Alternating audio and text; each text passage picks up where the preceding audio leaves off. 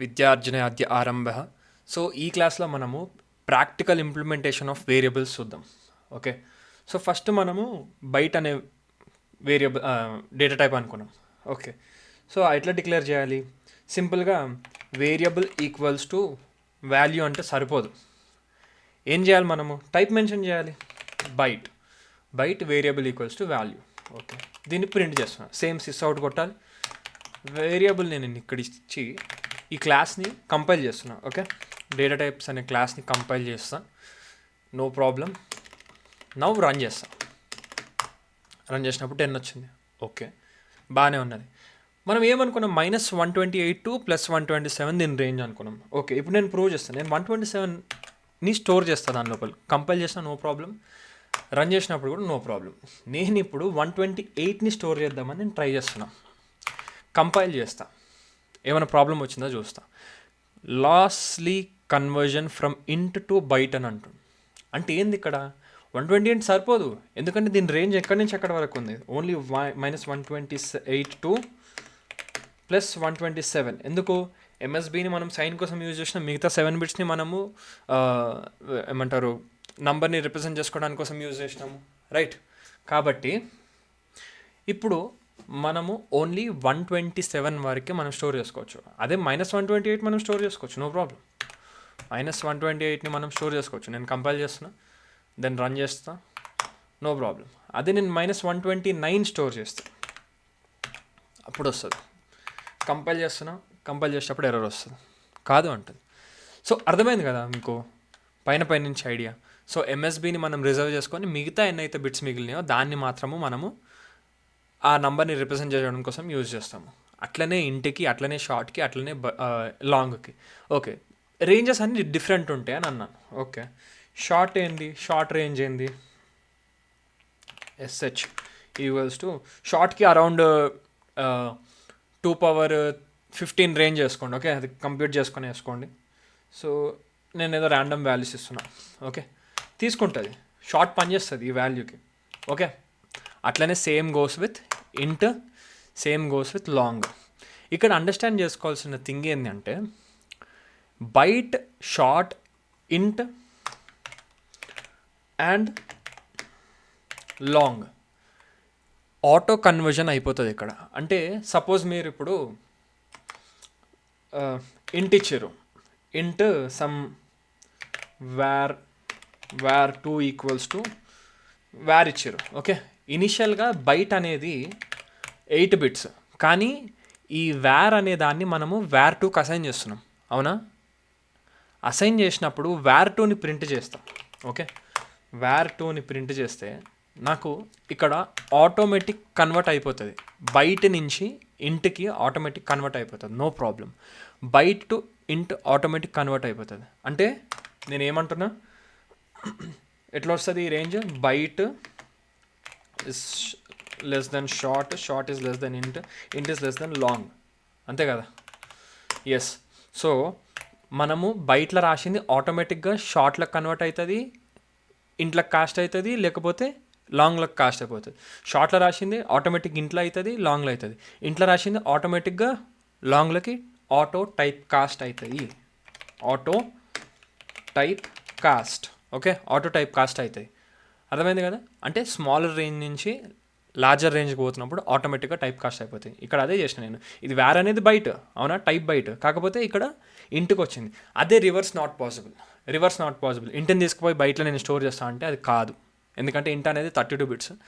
అక్కడ data loss అయిపోతుంది, ఎందుకంటే బైట్ అనేది 8 బిట్స్. రివర్స్లో ట్రై చేస్తే మీకు రాదు. ఓకే, ఎర్రర్ వస్తుంది.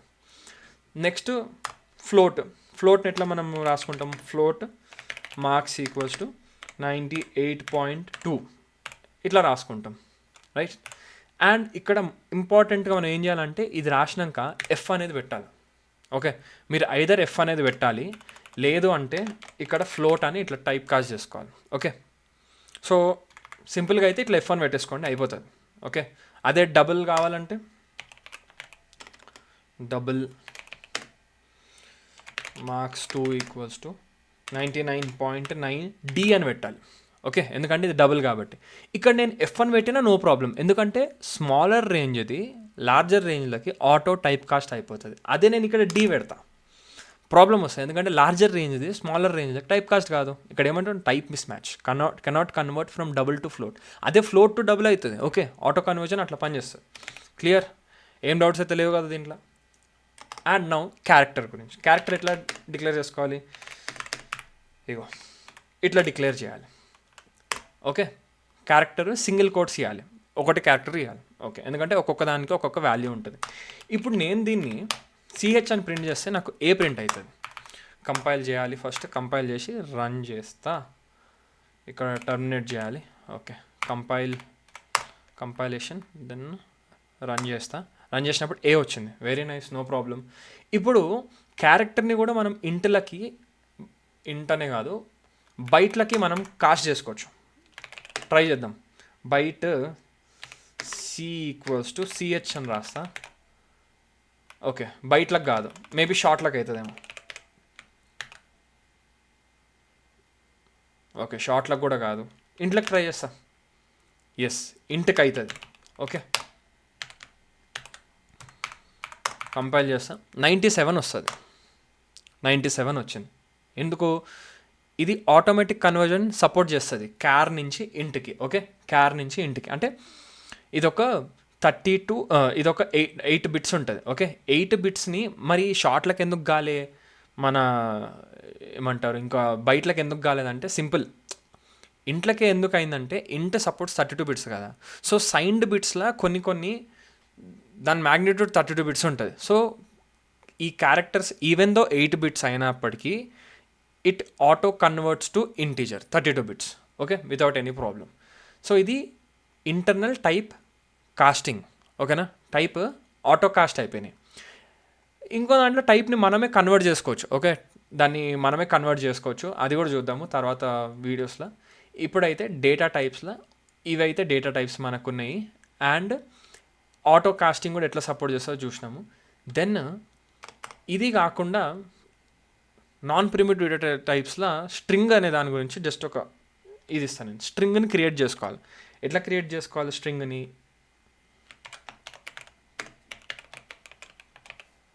నాన్ ప్రిమిటివ్స్ దాంట్లో స్ట్రింగ్ని క్రియేట్ చేసుకోవాలి. అయ్యో, టైప్ మెన్షన్ చేయాలి స్ట్రింగ్ అని. String name equals to new string, ఇట్లా రాయాలి, న్యూ అని రాయాలి. అదే ఇక్కడ అవసరం లేదు, కానీ ఇక్కడ అవసరము. న్యూ అనేది అవసరం. న్యూ అనేది ఏం చేస్తుంది? మెమరీ అలొకేట్ చేస్తుంది. న్యూ అనే కీవర్డ్ మెమరీ అలొకేట్ చేస్తుంది. నేను చెప్తే ఏమవుతుందో, కాకపోతే స్ట్రింగ్ని మనం ఇట్లా రాసుకోవాలి. ఓకే, స్ట్రింగ్ని మనం ఇట్లా రాసుకోవాలి. ఓకే, అండ్ స్ట్రింగ్ దాని గురించి డిస్కస్ చేసే ముందు ఇవన్నీ ఒక వాల్యూకి, ఒక వేరియబుల్ ఒక వాల్యూ హోల్డ్ చేస్తుంది, అంతే కదా. ఒక వేరియబుల్ ఒక వాల్యూని హోల్డ్ చేస్తుంది. అదే ఒక వేరియబుల్ మల్టిపుల్ వాల్యూస్ని హోల్డ్ చేయాలంటే ఇక్కడ నేను కాంటిగ్యూస్ అలొకేషన్ గురించి మాట్లాడుతున్నా. ఓకే, కాంటిగ్యూస్ అలొకేషన్ అంటే ఒకటే కాదు, అంటే ఏ షుడ్ స్టోర్ బిఏ కాదు, A can store multiple copies or elements of type B. ఓకేనా, అంటే ఇక్కడ నేను ఏమంటున్నా అంటే ఇక్కడ వార్ అనేది క్రియేట్ చేసినప్పుడు ఓన్లీ 8 బిట్స్ మాత్రమే క్రియేట్ అయినాయి కదా. ఇప్పుడు నేను ఏమంటున్నా, 8 బిట్స్వి నాకు సపరేట్ చంక్స్ కావాలంటే ఒక స్ట్రీమ్లా కావాలి అని అడుగుతున్నా. దాన్ని అట్లా కావాలంటే మనము అరే అని రాసుకుంటాం అనమాట. ఓకే, అది నాన్ ప్రిమిటివ్ అరే. ఓకే, అరే అని రాసుకొని ఇట్లా మెన్షన్ చేస్తాం అనమాట, ఎందుకంటే మనకు ఒక అరే కావాలని. ఇప్పుడు ఈ అరేని మనం ఎట్లా రాస్తామంటే ఇగో సింపుల్గా ఇట్లా రాసేస్తాం, అంతే అయిపోయింది ఇంతే. ఓకే, సో అరే డెఫినేషన్ అనేది చాలా ఇంట్రెస్టింగ్ ఉంటుంది. అరే ఎట్లా డిఫైన్ చేస్తామంటే, అరేని మనం ఇప్పటివరకు ఎట్లా అలొకేషన్ చేయాలని అడిగిండే, మనం జస్ట్ బైట్ బి అయితే సమ్ 8 ఇస్తే సమ్ ఈ బీకి స్టాక్ లోపల 8 బిట్స్ రిజర్వ్ చేయమని అన్నాం మనం, అంతే. అవును కదా, 8 బిట్స్ రిజర్వ్ చేసి నాకు దీని పాయింటర్ ఏదైతే ఉంటుందో, అంటే దీని రెఫరెన్స్ ఏదైతే ఉంటుందో, రెఫరెన్స్ అంటే ఏంది, దీని మెమరీ లొకేషన్. దీని మెమరీ లొకేషన్ డైరెక్ట్గా బీకి ఇచ్చాయని అంటున్నాను నేను. Okay, so B will handle 8 bits, ఎందుకంటే అది బయట కాబట్టి 8 bits from this particular memory location. Okay, this particular memory location. Okay, దాని ఆఫ్సెట్ 8 బిట్స్. సరే, ఇప్పుడు నేనేమంటున్నానంటే నాకు కలెక్షన్ ఆఫ్ 8 బిట్స్ కావాలి.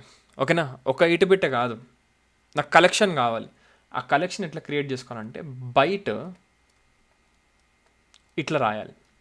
ఓకేనా, single one direction equals to new byte of, నీకు ఎన్ని కావాలి, ఎన్ని అట్లాంటి ఎంట్రీస్ కావాలి, నంబర్ ఆఫ్ ఎంట్రీస్ని మనం ఇక్కడ మెన్షన్ చేయాలి. సపోజ్ 10 అన్నాం అనుకో, ఇక్కడ ఏమవుతుందంటే కంపైలర్ డైనమిక్ మెమరీ అలొకేషన్ చేస్తుంది. డైనమిక్ మెమరీ అలొకేషన్ ఎట్లా చేస్తుందంటే ఒక బైట్ 8 బిట్స్ అండ్ ఎన్ని కావాలంటే అట్లాంటి 8 బిట్స్ 10 కావాలంట.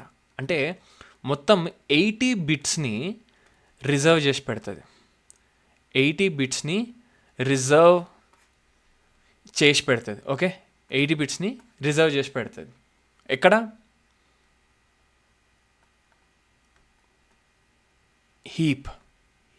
హీప్ మీద 80 బిట్స్ని రిజర్వ్ చేసి పెడుతుంది. ఓకే, రిజర్వ్ చేసి పెట్టింది 80 బిట్స్ని. ఓకే,